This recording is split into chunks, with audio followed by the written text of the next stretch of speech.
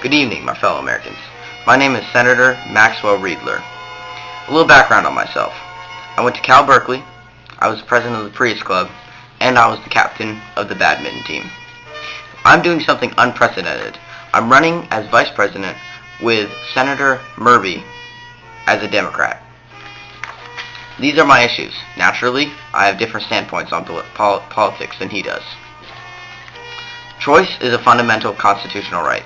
Democrats stand behind the right of every woman to choose. We believe it is a constitutional liberty. This year's Supreme Court ruling shows us that eliminating a woman's right to choose is only one justice away. Our goal is to make abortion more rare, not more dangerous. We support contraceptive research, family planning, and comprehensive family life education, and policies that support healthy childbearing. We support the right to choose even if a mother cannot pay.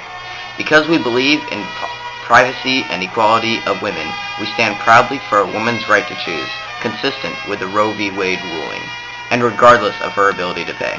At the same time, we strongly support family planning and adoption incentives.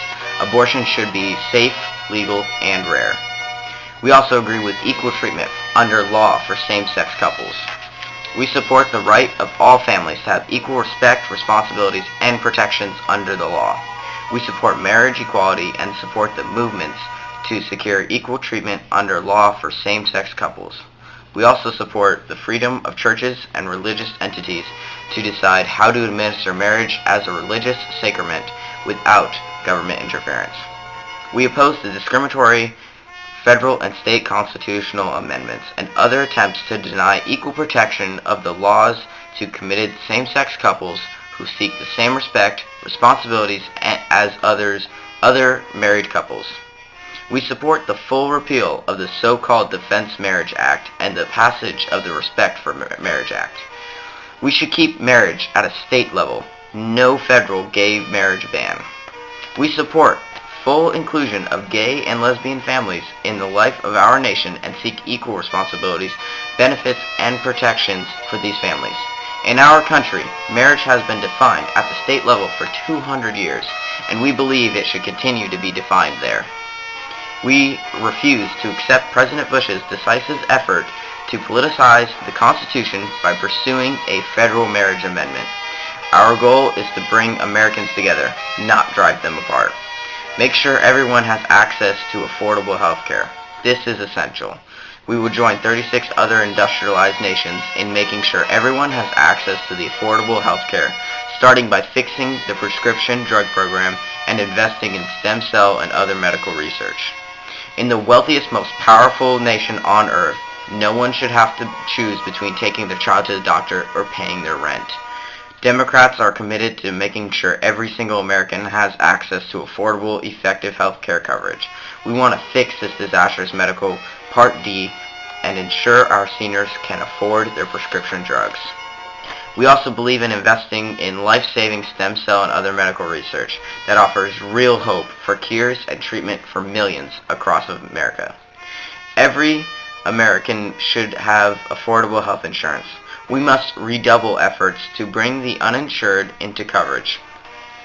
We should guarantee access to affordable health care for every child.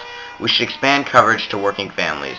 We seek to ensure that dislocated workers are provided affordable health care. We should make health care affordable for small business owners. In addition, Americans aged 55 to 65 should be allowed to buy into the medical program to get the coverage they need. These are my issues, and have a good night, America. Good afternoon, my fellow Americans. My name is Mitchell Murphy, and I am running for president of 2016. And just to give you a little background on myself, I went to Louisiana State University, president of the gun club, and was captain of the football team. And this is a list of ideas that I'm arguing today. I am anti-abortion, I am for heterosexual marriage only, and for private health care. And to start this off, I'm going to talk about abortion. Support Human Life Amendment. We support a Human Life Amendment to the Constitution and endorse legislation to make clear that the 14th Amendment's protections apply to unborn children.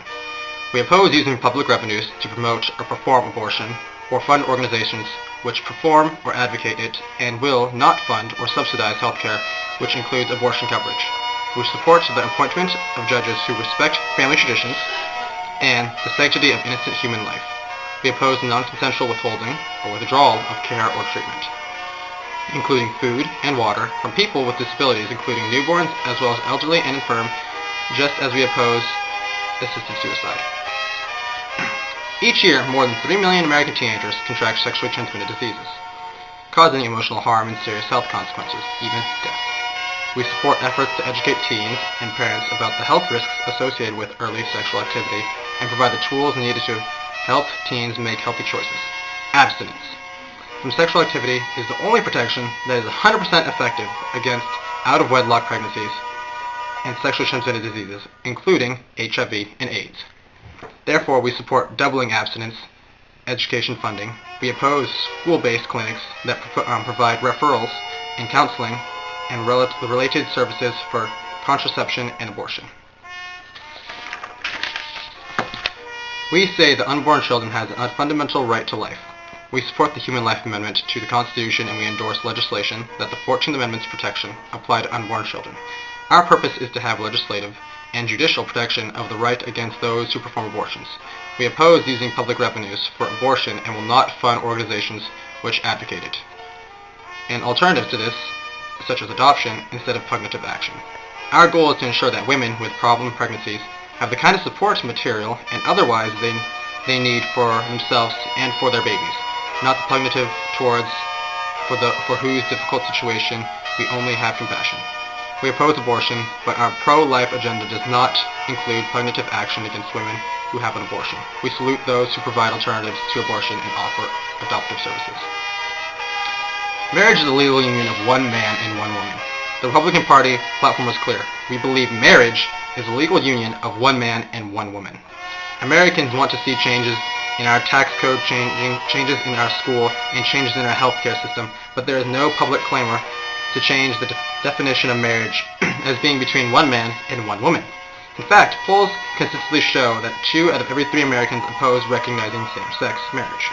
We cannot allow the tolerance to be redefined as having to agree with one another on every issue. The 86 senators who voted in 1996 to allow states to decide for themselves whether they will recognize gay marriage rather than having the decision imposed upon them by another state's activist Supreme Court are not gay bashers. States should not recognize gay marriage from other states. After more than 2 centuries of American jurisprudence and millennia of human experience, a few judges and local authorities are presuming to change the most fundamental institution of civilization, the union of man and woman in marriage. Attempts to redefine marriage in a single state or city could have serious consequences throughout the country, and anything less than the constitutional amendment passed by the Congress and ratified by the states is vulnerable to be overturned by activist judges.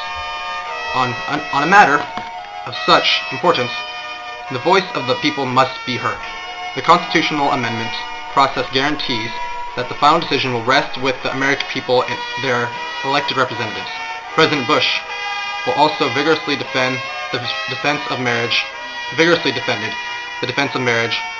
which was supported by both parties and passed by 85 votes in the Senate. The common sense law reaffirms the right of states not to recognize same-sex marriage licensed in other states. We strongly support a constitutional amendment that protects marriage, and we oppose forcing states to recognize living arrangements as equivalent to marriage.